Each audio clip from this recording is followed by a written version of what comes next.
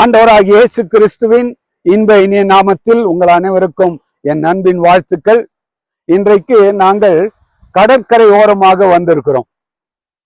இந்த கடல் அலைகள் உங்கள் காதுகளிலே ஒலிக்கும் என்பதை நீங்கள் கேட்கலாம். இது பார்ப்பதற்கு மிகவும் அழகாக இருக்கிறது. ஆண்டவர் இந்த பூலோகத்தை எப்படி படைத்திருக்கிறார்.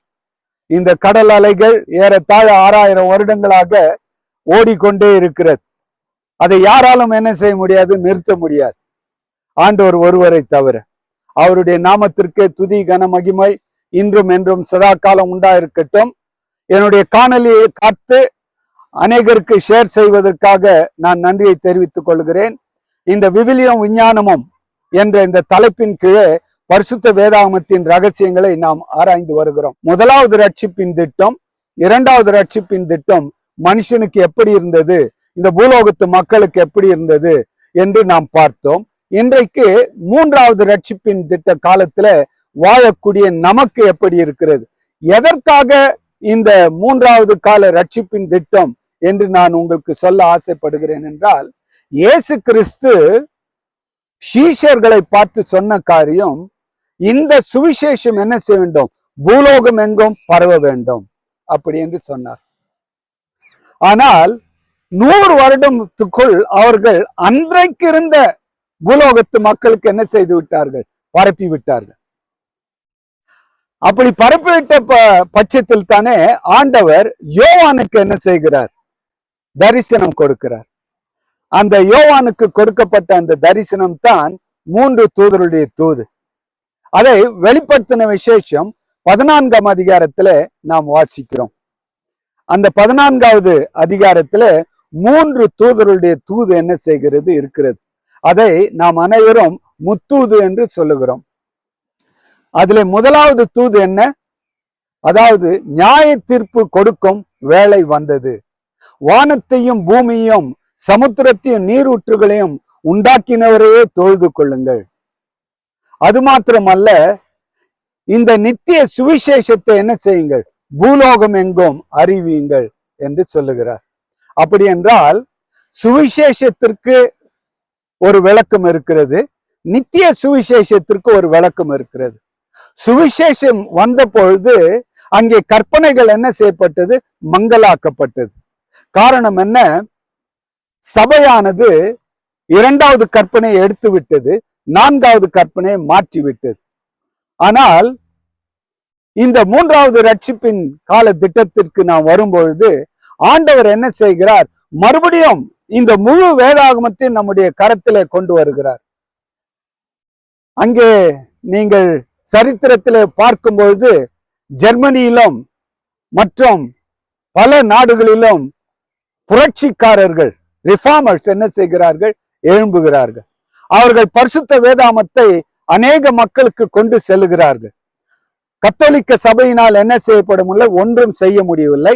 அவருடைய காலம் என்ன செய்கிறது, 1798வது வருடத்தோடு முடிந்து விடுகிறது. அப்படி என்றால் நெப்போலியன் என்ன செய்கிறான், அந்த போப்பை கைது செய்து அந்த போப்பின் ஆட்சியை முடிவுக்கு கொண்டு வருகிறார். மாத்திரமல்ல, அந்த நாட்களிலே பரிசுத்த வேதாகமும் எல்லார் கரத்திலும் இருந்து வாசிக்கப்படுகிறது.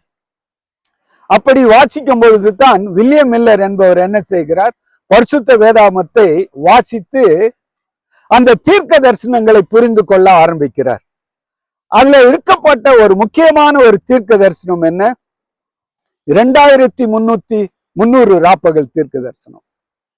தானியேல் புஸ்தகம் 8ஆம் அதிகாரம் 14வது வசனத்துல அந்த 2300 ராப்பகல் தீர்க்க தரிசனம் எப்படி எழுதப்பட்டிருக்கிறது. அதாவது 2300 ராப்பகல் செல்லும், அப்பொழுது பரிசுத்த ஸ்தலம் என்ன செய்யப்படும், சுத்திகரிக்கப்படும். இதை படித்த வில்லியம் மில்லர், அவர் ஒரு பேப்டிஸ்ட் சர்ச் மெம்பர். அந்த நாட்களிலே பைபிளையும் க்ரூடன்ஸ் என்ற கட்கார்டன்ஸையும் வைத்து அவர் படிக்க ஆரம்பித்தார். இந்த தீர்க்க தரிசனத்தின் அந்த இனிப்பு அவருடைய உள்ளத்தை மிகவும் கவர்ந்து விட்டது. அந்த சுவாரஸ்யமான அந்த படிப்பு அவரை மிகவும் கவர்ந்தபடினாலே அவர் தொடர்ந்து படித்து படித்து என்ன செய்கிறார்?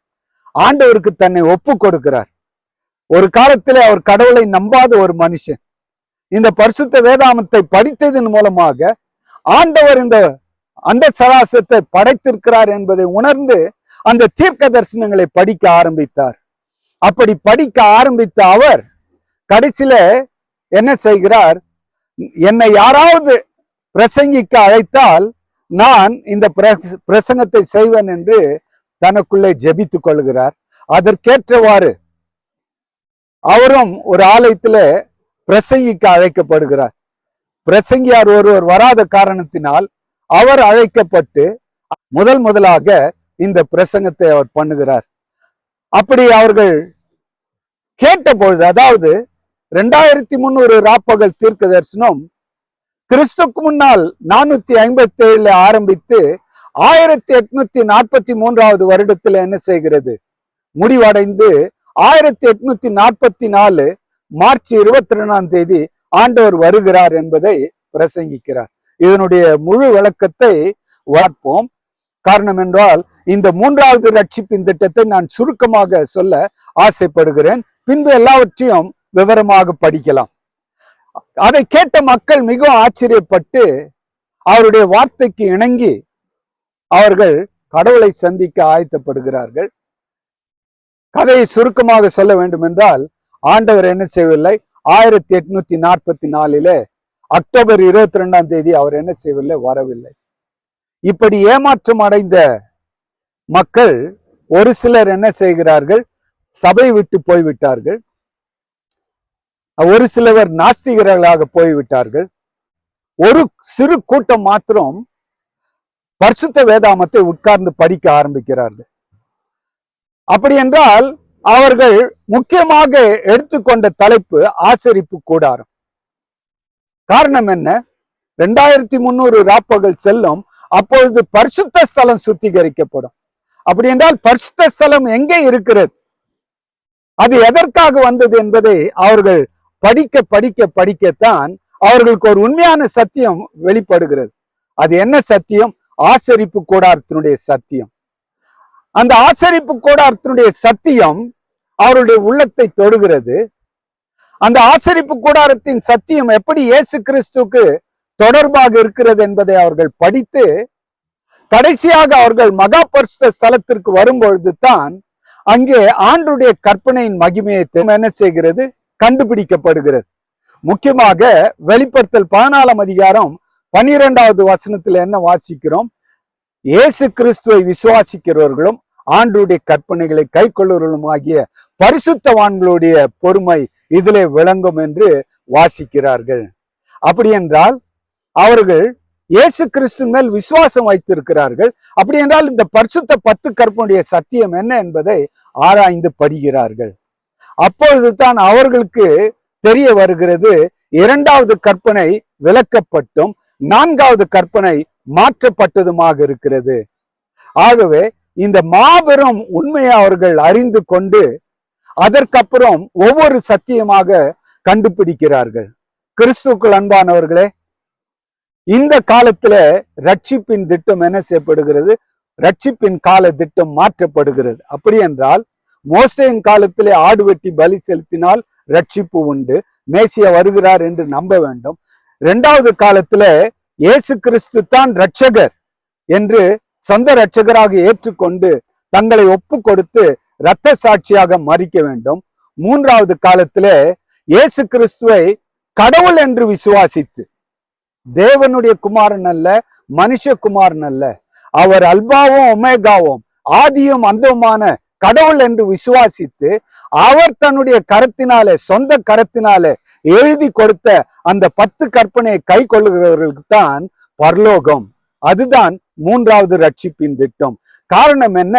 இந்த 3வது ரட்சிப்பின் திட்டம் தான் 1,44,000 மக்களை ஆண்டவருக்கு பரிசுத்த மக்களாக கொண்டு வர முடியும். ஆகவே தான் இந்த 3வது ரட்சிப்பின் திட்டத்தை இப்படியாக வெளிப்படுத்தி இருக்கிறார்.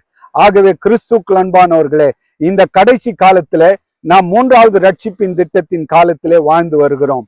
ஆகவே பரிசுத்த வேதாகமத்தை ஆண்டுடைய கற்பனையின் அடிப்படையிலே நீங்கள் படியுங்கள். இயேசு கிறிஸ்துவை சொந்த இரட்சகராக ஏற்றுக்கொள்ளுங்கள். வருகிற காணொலியிலிருந்து ஆதியாகமத்திலிருந்து நாம் படிக்க போகிறோம். அதுவரைக்கும் தொடர்ந்து வேதாகமத்தை வாசியுங்கள். கர்த்தர் உங்களை ஆசீர்வதிப்பாராக. இந்த சேனலை சப்ஸ்கிரைப் செய்யுங்கள், ஷேர் பண்ணுங்கள், லைக் பண்ணுங்கள். கர்த்தர் உங்களோடு இருப்பாராக, பெருக்கமாக ஆசீர்வதிப்பாராக. ஆமென்.